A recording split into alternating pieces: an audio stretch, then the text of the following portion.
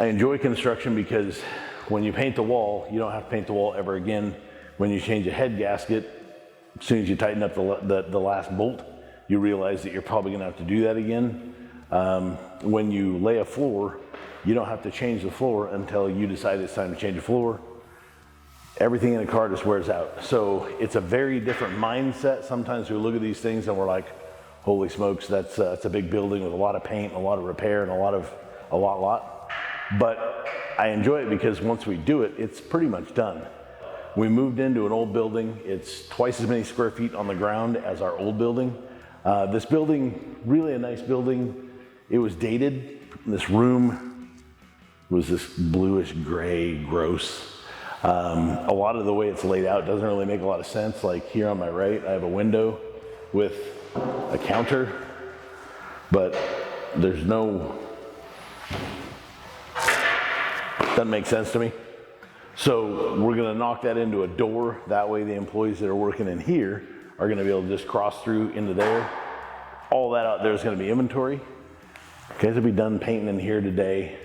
Floors out back are gonna be, I think that we'll have the floors done today. We're gonna call janitors in and have them wax and polish the floors before we move anything onto them.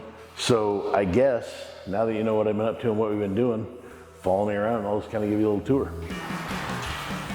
Not that you need to know, but my sled pull truck is back after 3 years. There's lots of things that didn't get done the way they're supposed to get done, but it's back in my possession. And my lawyer says if I ever do another transaction like this without having a contract prior to doing this, he's gonna fire me as a client. So word to the wise, if you're ever gonna spend a bunch of money on a pickup or a car or a whatever, make sure you write up a contract. Future inventory room. Inventory in, inventory out. UPS truck will have easy access from the parking lot. This is quite a bit bigger than, you know, when you're dealing with a box of injectors, there's a lot of injectors in this room, right? So over in that corner, we're gonna be setting up with Eric, and those will be injectors that come in to get tested. So he'll be in this room, and that'll be the only working kind of situation in here. The machines that it takes to grind and manufacture the nozzles, all those machines are all 480 volt. So now we have plenty of 480 volt. Outside, we had to install 3 transformers to drop the 480 volt down so the rest of our stuff could actually operate and run. So that's this room so far.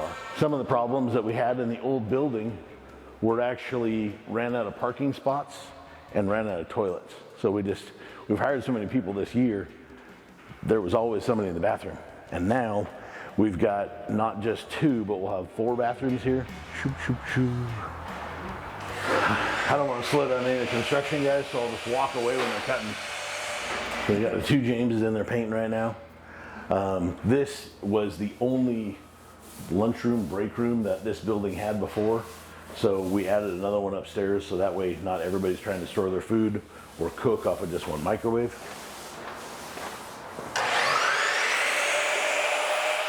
We'll go upstairs.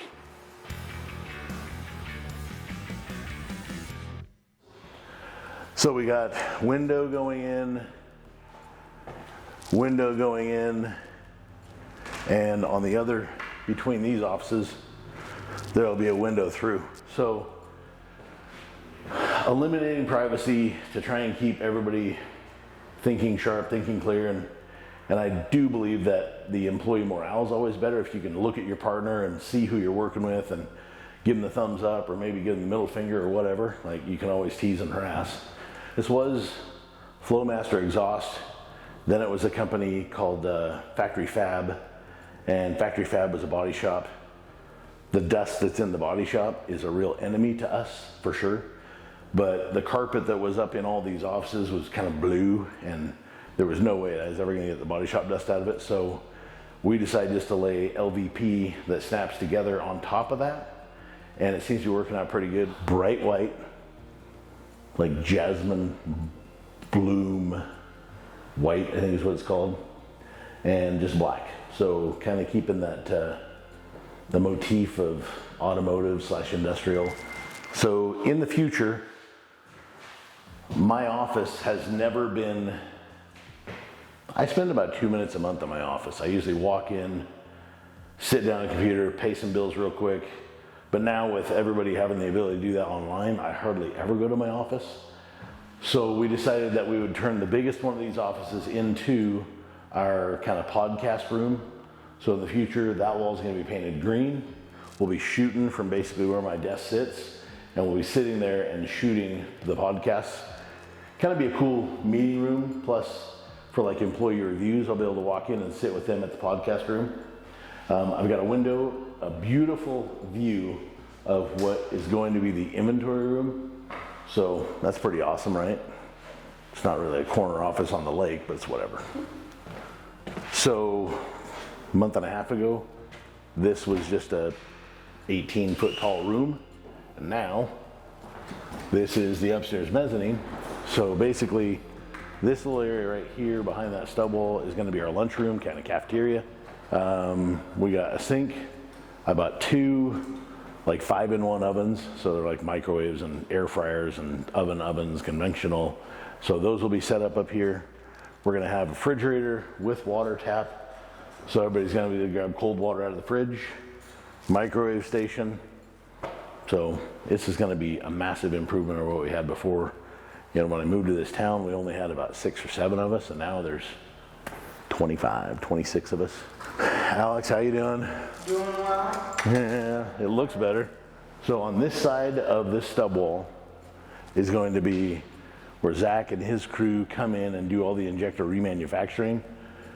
Currently, they're doing 450 to maybe 600 units a month in an area that's quite a bit smaller than this. And the way we laid this out, which obviously had their input as well, but the way we laid this out, we should be able to double that output out of this room quite easily.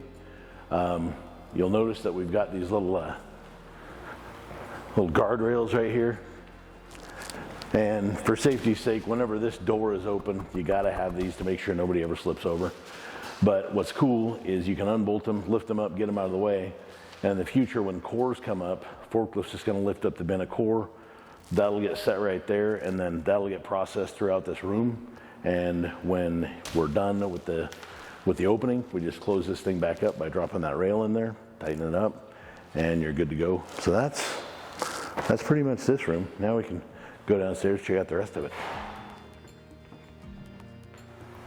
So quick look around the room. We had to install water line, which we'll still build the soffit box over that. And we had to install new sprinklers to make sure this room was sprinkled before, and we've got that elaborate system right there. So what we ended up needing to do was applying for a permit, and we got that taken care of. We have this stuff installed. It's currently being pressure tested to make sure there's no leaks. Once they come back in, they'll tie it into the system, and that way both of the levels will have sprinklers. So that's an addition since. Our friends over at Cooper Fab made us these super rad poles that were about twice as beefy as what code needed to be. We started on this project yesterday, so it does take a bit to get everything measured and set up and laid out correctly. So we didn't get a whole lot done yesterday, but overnight they cure, and then the next day you can just come in and start jamming those square tiles, and we offset them by 6 inches. So we were able to jam this morning pretty hard. So I've been buying these tiles at Lowe's, and at Lowe's they have some glue, but it cures horribly slow, and they ran out. Like I was buying so much of it that they ran out. So I ran over to Home Depot, bought some glue. It was like, I want to say it was like $200, and the stuff that I get at Home Depot is actually like $80 for a 2.5 gallon pail. But it cures out. It pours a lot easier. When you're troweling it, it goes a lot easier, and it seems to be curing quite a bit quicker. So we've made massive progress on this floor today. And I will be damned if this floor isn't finished today. Like it's so early in the day. Mitch is over there eating lunch right now. We got plenty of time, but we really need to get this done because, you know, TikTok, and I've got other things. Janitor's got to come in, polish, wax. This will look mint. Can't wait.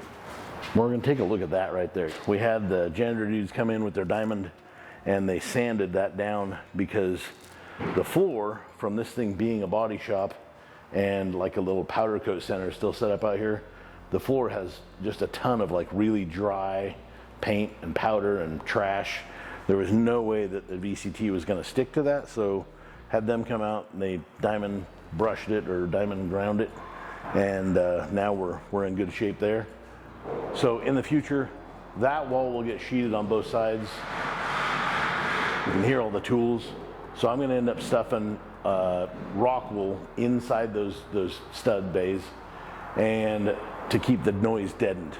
This room is going to turn into air compressor room, and the heat exchangers for all of our test stands that are liquid cooled, all of that stuff gets plumbed in PVC or PEX, and it's going to run out to here, and then you got this heat exchanger that basically refrigerates that water, sends it back to your machine so it's nice and cold, but the byproduct of that is heat. So in here, we're going to be able to recirc the warm air in the wintertime into the heat pump system. And then in the summertime, if it gets really hot, we can simply just throw a door open and let all that heat out. So even on a 110 degree day, which we get 110 degree days once in a while, that 110 degrees is still better off than just trying to let this room cook. And in your heating and electrician, or your heating and cooling bills, you're fighting that. So if you don't have liquid cooled stands right now, and you've got little fans on the back of your stands, you know what I'm talking about. Those things just generate heat all day long. Eliminate the fan, go to liquid cooled, bring it out to one area and centralize it, and you can just dump it. It's nice. Let's go to the next room real quick and I'll show you a few other things. Okay, so future, for those of you that have followed our channel for a while, you know that we've got a gym at the shop. I really believe that healthy body, healthy mind, happy people. So the gym will go in there. It's the same linear feet long, but we gained 3 feet the entire way down. So it's a little bit bigger, but not a lot bigger. Then out here, Mitchie, how's lunch?